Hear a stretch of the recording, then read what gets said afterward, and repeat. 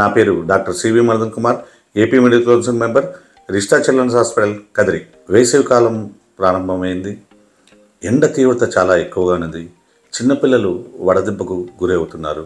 ఈ వీడియోలో మనము చిన్నపిల్లల్లో వడదెబ్బ యొక్క లక్షణాలు ఎలా ఉంటాయి, ఎలా నివారించుకోవాలి, అలాగే వడదెబ్బ వచ్చినప్పుడు ఇంటి దగ్గరే ఎలాంటి ట్రీట్మెంట్ ఇచ్చుకోవాలి, ఎటువంటి సమయంలో మనం హాస్పిటల్కి తీసుకెళ్ళాలి అనేది మనం తెలుసుకుందాం. ఈ వీడియో చాలా పేరెంట్స్కి చాలా ఉపయోగకరమైన వీడియోను తప్పకుండా చివరి వరకు చూడండి. టాపిక్లోకి వస్తే, పెద్దలతో పోలిస్తే చిన్నపిల్లల్లో ఈ వడదెబ్బ తగిలే అవకాశాలు ఎక్కువగా ఉంటాయి. దానికి గల కారణాలు మనం తీసుకుంటే, ముఖ్యంగా పెద్దలతో పోలిస్తే పిల్లల యొక్క బాడీ సర్ఫేస్ ఏరియా వెయిట్తో పోలిస్తే ఎక్కువగా ఉంటుంది. అంటే సర్ఫేస్ ఏరియా ఎక్కువగా ఉండడం వల్ల హీట్ అబ్సార్ప్షన్ ఎక్కువగా ఉంటుంది. అందువల్లనే తొందరగా పిల్లలు వడదెబ్బకు గురవుతారు. అలాగే బాడీ యొక్క టెంపరేచర్ను కంట్రోల్ చేసే థర్మో రెగ్యులేషన్ అనేది చిన్నపిల్లల్లో అంతగా డెవలప్ అయి ఉండదు. కాబట్టి వీరు తొందరగా వడదెబ్బకు గురయ్యే అవకాశాలు ఉంటాయి. అలాగే దీర్ఘకాలిక వ్యాధులతో బాధపడుతున్న పిల్లలు, ముఖ్యంగా హార్ట్ డిసీజ్ ఉన్నవాళ్ళు, లేదా బుద్ధిమాంద్యం ఉన్న పిల్లలు, లేదా సిస్టిక్ ఫైబ్రోసిస్ లాంటి కొన్ని జబ్బులు ఉన్నవారు తొందరగా వడదెబ్బకు గురయ్యే అవకాశాలు ఉంటాయి. ముఖ్యంగా వడదెబ్బకు 4 సంవత్సరాల లోపల వయసు గల పిల్లలు ఎక్కువగా గురవుతుంటారు. అదేంటి సార్ మీరు బలి చెప్తారు, మా పిల్లలు 4 సంవత్సరాల వయసు పిల్లలు బయటికి వెళ్ళరు కదా, మరి ఎందుకు అలా జరుగుతుంది 4 years లోపల అంటే, ఉష్ణం అనేది, హీట్ అనేది ఎలా మనకు అబ్జర్వ్ అవుతుంది, వ్యాప్తి చెందుతుంది. మనం చదువుకున్నాము చిన్నప్పుడు, బాడీలో మనం సన్కి ఎక్స్పోజ్ అయినప్పుడు. రెండోది, వేడి గాలి ఉంటుంది, అబ్జర్వ్ కావడం వల్ల వడదెబ్బకు గురే అవకాశాలు ఎక్కువగా ఉంటాయండి.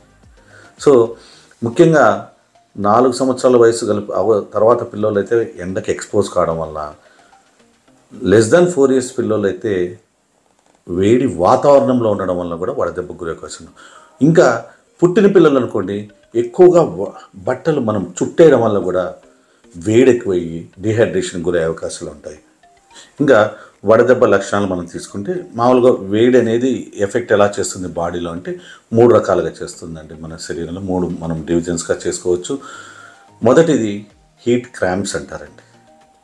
రెండోది హీట్ ఎగ్జాషన్. మూడవది హీట్ స్ట్రోక్.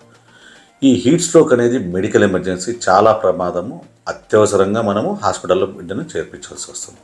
మొదటగా హీట్ క్రాంప్స్ అంటే ఏం లేదండి, పిల్లవానికి కాళ్ళు చేతులు నొప్పులు రావడము, వీక్గా ఉండడము, కాళ్ళు చేతులు నొప్పులు రావడం, వీక్గా ఉండడం, ఇలాంటివి జరుగుతూ ఉంటాయి హీట్ క్రాంప్స్లో. అలాగే మనకు చర్మంపై చెమరకాయలు కూడా వస్తూ ఉంటాయి. ఈ టైంలో మనం బాగా హైడ్రేట్ చేస్తే సరిపోతుంది. అంటే మంచి ద్రవ పదార్థాలు ఇస్తే సరిపోతుంది. ఎండ నుండి దూరంగా ఉంచడము, ఎండ నుండి కాపాడుకోవడం చేస్తే సరిపోతుంది. ఇంకా రెండోది హీట్ ఎగ్జాషన్ అంటుంది.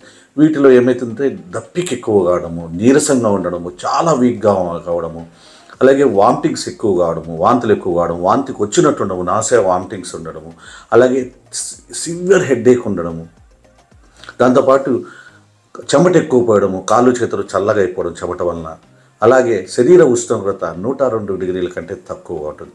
సో ఇలాంటి సమయంలోనే మనం గుర్తించి పిల్లలకు ఇంటిలో దొరికే ఆహార పదార్థాలు, ద్రవ పదార్థాలు ఏదైనా పర్వాలేదండి. ఓఆర్ఎస్ ఉత్తమమైనది అన్నిటికంటే.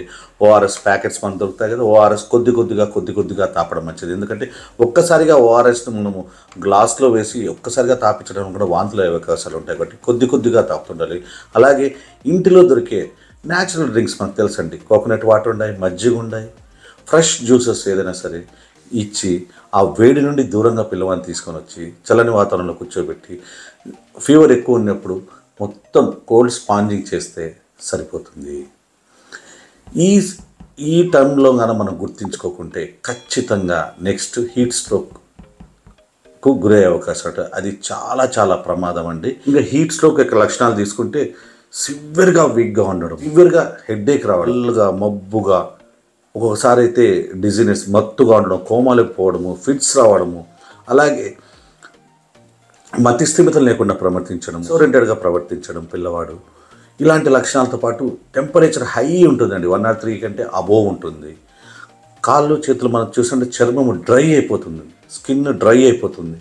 సో పిల్లవాడి యొక్క హార్ట్ రేట్ ఎక్కువ పెరగడము, హార్ట్ బీట్ పెరగడము, ర్యాపిడ్ బ్రీతింగ్ అంటే శ్వాస తీసుకోవడంలో ఇబ్బంది, పిల్లవాడు మాట్లాడుకోకుండా మబ్బుగా ఉండడము, ఇలాంటి లక్షణాలు ఏమున్నా కూడా తక్షణమే మీ దగ్గరలో ఉన్న డాక్టర్ దగ్గరికి తీసుకెళ్ళాలి.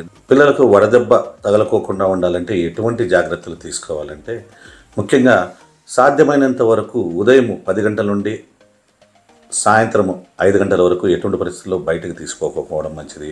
అలాగే ఇండోర్ గేమ్స్ ఉంటే ఇండోర్ గేమ్స్ ఎంకరేజ్ చేయాలి. వీటితో పాటు అత్యవసరమై బయటికి వెళ్ళాలనుకుంటే గొడుగు కానీ, గ్లాసెస్ కానీ, క్యాప్స్ కానీ వాడాలి. వదులైన తెల్లటి కాటన్ దుస్తులు ధరించాలి. దాంతోపాటు ఎక్కువగా ద్రవ పదార్థాలు ఇవ్వాలండి. ద్రవ పదార్థాలు ఇవ్వమని కానీ ఓన్లీ వాటర్ ఇవ్వకూడదండి. వాటర్తో పాటు లవణాలు కూడా బయటకు వెళ్తాయి కాబట్టి వాటరు, ఓఆర్ఎస్, ఫ్రెష్ జ్యూసెస్, అలాగే మజ్జిగ, కోకోనట్ వాటర్ ఇలాంటివి రెగ్యులర్గా ఇస్తూ ఉండాలి. అలాగే యూరిన్ అవుట్పుట్ యూరిన్ రోజుకు 4 నుండి 6 సార్లు పోస్తున్నా లేదా ఒకసారి చెక్ చేసుకోవాలి. ఈ జాగ్రత్తలు పాటిస్తూ ఈ వేసవి కాలంలో మీ పిల్లలతో ఆనందంగా గడుపుతారని భావిస్తున్నాను. ఈ వీడియో నచ్చితే లైక్ చేయండి, షేర్ చేయండి. అలాగే ఈ వీడియో చిన్నపిల్లలకు ఉపయోగపడుతుందని మీరు భావిస్తే మీ ఫ్రెండ్స్కి, రిలేటివ్స్కి షేర్ చేయండి.